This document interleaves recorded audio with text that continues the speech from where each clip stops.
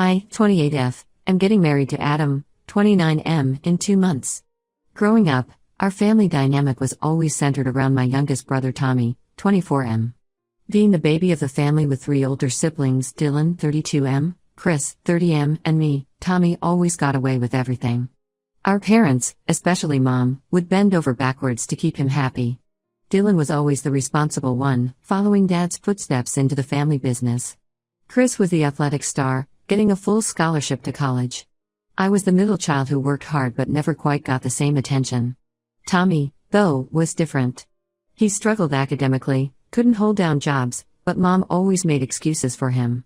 She'd say he was finding his path while pressuring the rest of us to help him financially. This dynamic continued into our adult lives. When Dylan got married, Tommy threw a fit about not being best man, despite barely knowing Dylan's wife. When Chris bought his first house, Tommy expected to move in rent-free because that's what family does. When I got my promotion last year, Tommy complained that my company never gave him an interview, even though he wasn't qualified. Enter Rachel, 23F. She came into our lives 2 years ago when she started dating Adam's brother Mark, 27M. I didn't know her well then, but noticed some red flags. She'd constantly post about her perfect relationship on social media while Mark seemed increasingly unhappy. Mark eventually discovered she was seeing multiple guys behind his back and ended things. A few months later, she somehow ended up at Tommy's friend's party. Within weeks, they were dating. Tommy didn't know about her history with Mark. Mark wanted to avoid drama and asked us not to mention it. We agreed, thinking it wouldn't last. But it got worse. 3 months ago, Mark showed me and Adam some disturbing messages from Rachel. She'd been texting him late at night, saying she missed him and wanted to explain everything. Some messages suggested meeting secretly. Mark ignored them initially but came to us when she started sending revealing photos. I was torn about telling Tommy. Our family has a history of shooting the messenger. When I told Dylan his ex was cheating years ago, I was blamed for ruining his relationship. But I couldn't have Rachel at my wedding knowing she might try something with Mark. So I sent out wedding invitations without A+1 for Tommy. My reasoning was solid, it's a small, intimate ceremony. But of course, Tommy exploded. He called Mom crying about being singled out since Dylan and Chris could bring their wives. Mom immediately called me, demanding an explanation. I tried explaining it was about keeping things small, but Tommy wouldn't accept it. He started posting passive-aggressive comments on all my wedding-related social media posts. His friends, who don't know the whole story, joined in calling me a bridezilla. The situation reached a breaking point last week when Tommy showed up at my house unannounced, with Mom. They ambushed me with accusations of favoritism and unfairness. Tommy threatened to boycott the wedding and tell everyone what kind of sister I really am. Finally, I snapped and told him everything about Rachel's messages to Mark. I showed them the screenshots Mark had sent me. Instead of listening, Tommy accused me of photoshopping the messages out of jealousy. Mom sided with him, saying I was trying to ruin his one good relationship because I was always jealous of his happiness. Now the entire family is involved. Dylan and Chris, without even seeing the evidence, are saying I should stop creating drama. Extended family members are messaging me about family unity and forgiveness. Dad stays quiet as usual, not wanting to upset Mom. Adam and Mark fully support my decision. Adam's family, who know Rachel's history with Mark, understand completely. But my family is painting me as the villain who's trying to destroy Tommy's happiness. I won't back down on this. My wedding day shouldn't include someone who might try to seduce one of the groomsmen.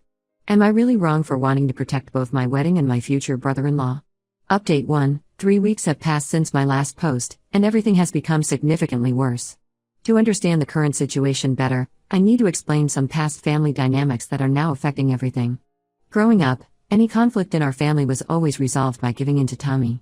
When he crashed Dylan's car at 16, our parents made Dylan forgive him without any consequences.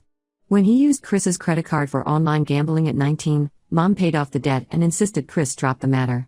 When he borrowed my laptop and sold it for quick cash at 21, I was told to be understanding because he was going through a phase. This pattern made Tommy believe he could get away with anything. Rachel seems to have picked up on this dynamic perfectly. After my last post, she launched a full attack. She somehow got my personal number, I suspect Mom gave it to her, and started a harassment campaign. At first, it was just emotional messages about how I was breaking Tommy's heart and destroying their love. When I didn't respond, the messages turned threatening. She claimed she had dirt on Adam and would expose him at the wedding. She even hinted at having inappropriate photos, though Adam has never been involved with her. The situation got more complicated when Mark's ex-girlfriend Lily, 24F, came forward. She had dated Mark right before Rachel, and shared disturbing information. Rachel had apparently caused problems in several relationships before Mark, always playing the victim when caught. Lily had screenshots of Rachel trying to reconnect with Mark while dating Lily's brother. When I tried showing this new evidence to my family, things got even messier. Mom organized a family meeting at their house. I arrived to find not just our immediate family, but also aunts, uncles, and even our old neighbor Mrs. Peterson, 68F, who apparently always saw Tommy as a son. The meeting was ambush. Rachel arrived with Tommy, wearing a conservative dress, completely different from her usual style, and carrying a photo album. She had printed out every family photo she could find on social media, creating a story about how much our family meant to her. She even included photos from before she knew us, which she'd edited herself into. Mom, who had clearly helped plan this, gave a speech about family acceptance and growing up. She brought up every mistake Dylan, Chris, and I had ever made, most of which were minor compared to Tommy's actions, saying the family had forgiven us. The most manipulative part was when Rachel started showing evidence that Mark had been pursuing her. She had screenshots of conversations, but they were clearly edited, the dates didn't match up, and some texts used iPhone bubbles while Mark has always had an Android. When I pointed this out, Tommy accused me of always finding faults in his life. He brought up childhood incidents, times he felt I didn't support him enough or chose my friends over him. Most of these incidents were completely twisted versions of reality. After 3 hours of this emotional manipulation, my parents delivered their ultimatum: either include Rachel in the wedding or they wouldn't attend. They even suggested I make her a bridesmaid to heal the family rift. That was the last straw. Adam, who had been quietly supportive throughout this mess, suggested we completely change our plans. We're now looking at destination wedding venues in Bali. His parents not only support this decision but offered to help with the costs. The family's reaction to our potential venue change has been explosive. Tommy posted a TikTok about toxic sisters that went viral in our small town. Mom's Bridge Club ladies are calling me selfish. Even my childhood best friend Lisa, 28F, who was supposed to be a bridesmaid, suggested I was being too harsh. The only unexpected support came from Mark's new girlfriend Katie, 26F, who reached out to share her own experience with Rachel from their university days. Apparently, Rachel's pattern of behavior goes back years. Right now, we're seriously considering the Bali option. At least then we can celebrate our love without all this manufactured drama. Update 2. The last 2 months have been a whirlwind of events. Let me start by explaining why we finally canceled our local wedding plans entirely. Our venue called to inform us that Tommy had contacted them, claiming to be my wedding planner, trying to add Rachel to all the guest lists and seating arrangements. The venue owner only called to verify because Tommy's email address looked suspicious. This wasn't the first time Tommy had tried to manipulate situations behind my back. In college, he once called my professor pretending to be my doctor, trying to get an extension on my behalf because he needed help with his own assignments. Back then, Mom defended him saying he was just being helpful. But the real turning point came at Dylan's son's first birthday party. Rachel showed up uninvited, got drunk, and made a scene. She cornered Mark near the bathroom, tried to kiss him, and when he pushed her away, she fell dramatically. Several guests witnessed this, including Tommy's childhood best friend Ben, 24M. Instead of finally seeing Rachel's true colors, Tommy created an elaborate story about Mark harassing Rachel throughout the party. He claimed Mark had been sending her suggestive signals all evening and tried to take advantage of her vulnerable state. When Ben tried to tell Tommy what he actually saw, Tommy accused him of being manipulated by my lies. The next day, Tommy showed up at Mark's workplace, an elementary school where Mark teaches 4th grade. He started yelling about Mark being a predator in front of parents dropping off their kids. The school had to call security, and Mark nearly lost his job. The only thing that saved his position was the school security footage showing Tommy's unhinged behavior. You'd think this would be the wake-up call my family needed. Instead, Mom blamed Mark for provoking Tommy by attending the birthday party. She even suggested Mark should find a new job for everyone's peace of mind. Dylan and Chris, despite their wives telling them Tommy was out of line, sided with Mom as usual. The situation escalated when Rachel started telling people she was pregnant. She posted a vague photo of a positive pregnancy test on Instagram with the caption, "Some people will never understand true love and commitment." My mom immediately started planning a baby shower, telling everyone how excited she was to be a grandmother. 2 weeks later, when people started asking about doctor appointments and due dates, Rachel claimed she had a miscarriage and blamed the stress I was causing. She even tagged me in posts about toxic family members causing trauma. Tommy threatened to sue me for emotional distress, though he never actually filed anything. Through all this, We've been planning our Bali wedding. Only 30 guests are invited, mostly Adam's family and our closest friends. My dad, after seeing the security footage from Mark's school, finally took a stand. He's coming to Bali, despite Mom's threats to make his life difficult if he attends. The latest development? Rachel announced their engagement on social media, complete with a ring that looks suspiciously like the one she once posted about Mark giving her. He never did.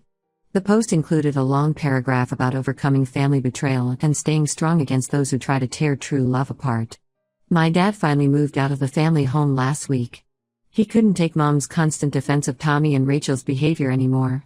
He's staying with his brother until he finds his own place. The wedding is in 3 weeks.